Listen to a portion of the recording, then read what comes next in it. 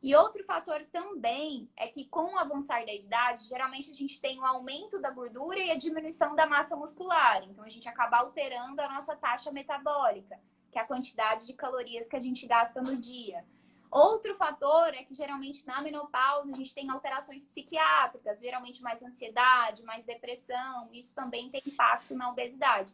Então, sim, a gente tem uma chance maior desse ganho de peso. É um conjunto de fatores e todas essas alterações propiciam esse ganho de peso. Pô, Deus me livre, viu? Ah, gente, que falta esse estrógeno faz, meu Deus do céu.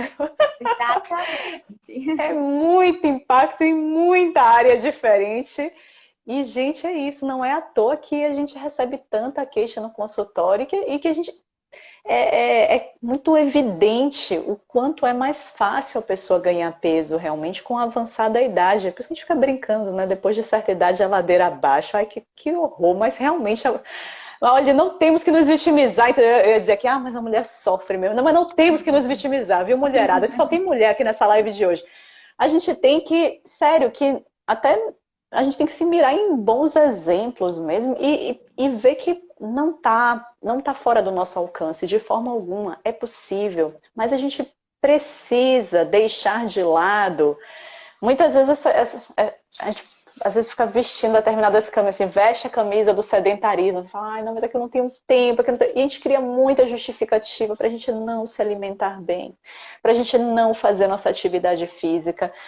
E sim, isso é a base. Se a gente mantém isso da maneira correta, fazendo boas escolhas na maior parte do tempo, o que não significa não abrir exceções, você já me conhece, você sabe, não, a gente vai ter exceções, mas na maior parte do nosso tempo a gente vai fazer boas escolhas.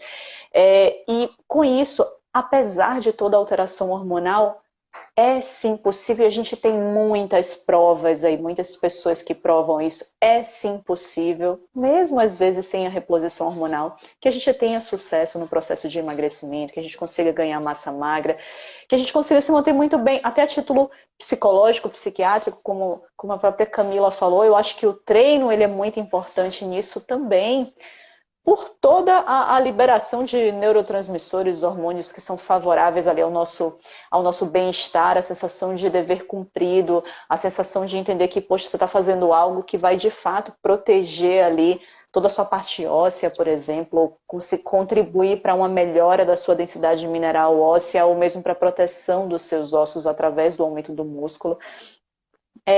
Então, no momento em que você traz treino e boas escolhas para a sua vida, sim, você consegue melhorar, mesmo que você esteja na menopausa.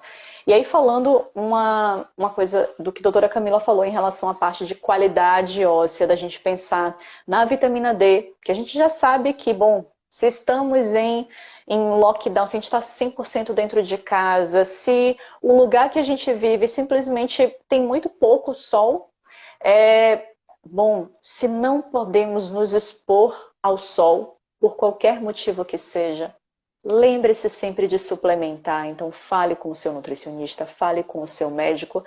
Deixe claro que você não consegue se expor ao sol, para que ele indique uma suplementação ali a título de manutenção. Então, se você não consegue se expor ao sol, tem que botar na cabeça que vai mesmo tomar suplementação todas as semanas de vitamina D para que você mantenha bons níveis.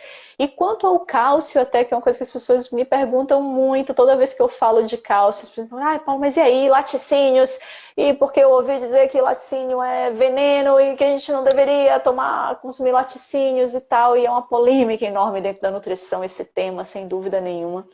E eu já deixei claro em algumas lives aqui o que é que eu penso sobre laticínios, e para mim laticínios são bons alimentos, são bons alimentos. Claro, tem pessoas com determinadas condições em que a utilização de laticínios será contraindicada, como sempre, sempre tem, para absolutamente tudo, tanto na medicina quanto na nutrição. Alguns alimentos ou medicamentos, enfim, serão contraindicados por alguns critérios específicos. Então, se a pessoa tem uma alergia à proteína daquele alimento, se a pessoa tem algum nível de intolerância ao carboidrato daquele alimento, pode ser que a gente queira limitar o consumo desse alimento para essa pessoa. Ou mesmo, se ela tem muitas alergias de trato respiratório, rinite, sinusite, essas ites respiratórias, tem alguns estudos que mostram que o consumo de laticínios pode, às vezes, piorar assim isso, pode piorar essas crises, pode piorar esse muco. Então, talvez para essas pessoas também não fosse tão aconselhado. E para essas pessoas, então, a gente vai conseguir outras fontes de cálcio, que às vezes até tem que ser suplementado mesmo em determinados casos.